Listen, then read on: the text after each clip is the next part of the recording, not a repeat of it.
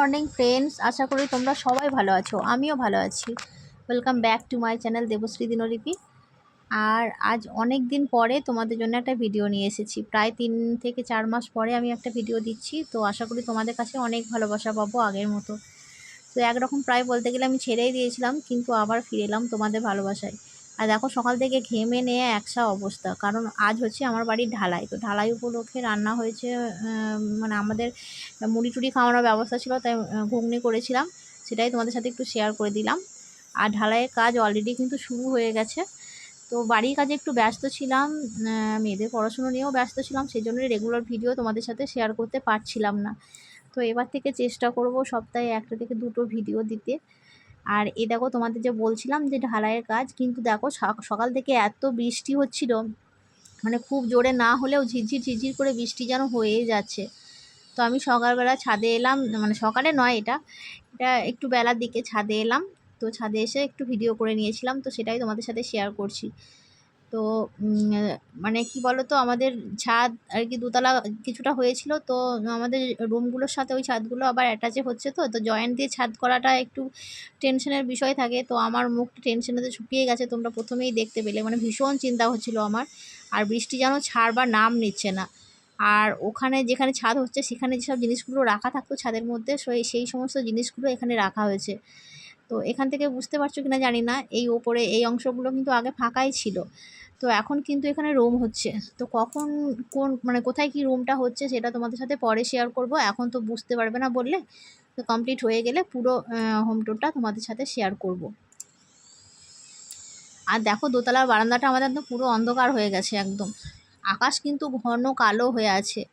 কিন্তু সকাল থেকে প্রচুর পরিমাণে ঠাকুরকে ডাকছিলাম যে, হে ঠাকুর, ঢালাইয়ের দিনে এরকম মানে বৃষ্টি হলে কিভাবে ঢালাইটা হবে, একটু তুমি মুখ তুলে তাকাও।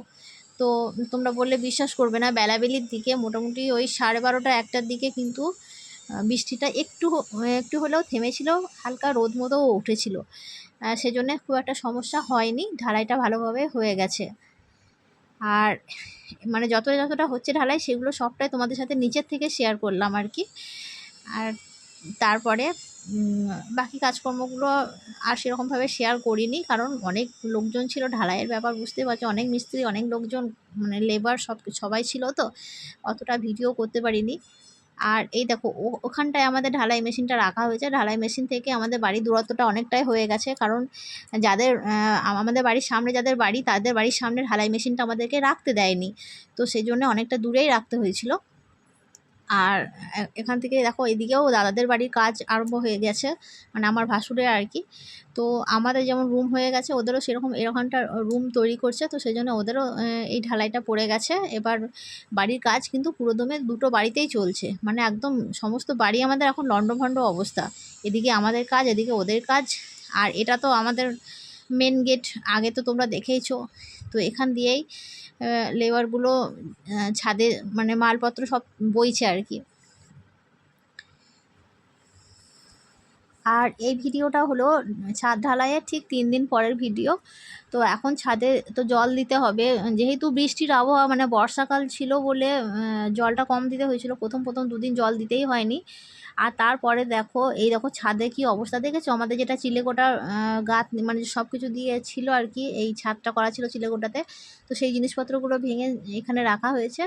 আর ছাদে এখন আমার বর বলেছিল অবশ্য যে জল দিতে হবে, মানে আমাদের যারা মিস্ত্রি তারা দিয়ে যায়নি জলটা। তো ছাদে যেহেতু আমি শুনেছিলাম জল দিতে হবে, তো ওরা মুখগুলো বন্ধ করে, মানে ড্রেনের মুখগুলো বন্ধ করে দিয়েছে। আর আমি এসে মোটরটা চালিয়ে জলগুলোকে ভরে নিচ্ছিলাম।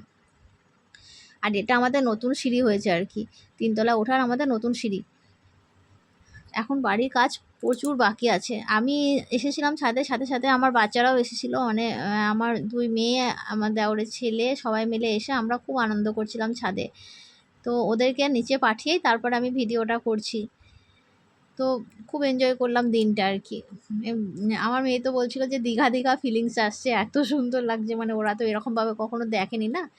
আর এই দেখো, দেখেছো আমাদের বাড়ির নিচেটা কতটা জঙ্গল, মানে একদম ঘন জঙ্গলে ঢাকা যাকে বলে। তো বন্ধুরা, ছোট্ট ভিডিও যদি ভালো লাগে লাইক কমেন্ট শেয়ার করে দিও। দেখা হচ্ছে তোমাদের সাথে নেক্সট ভিডিওতে। টাটা।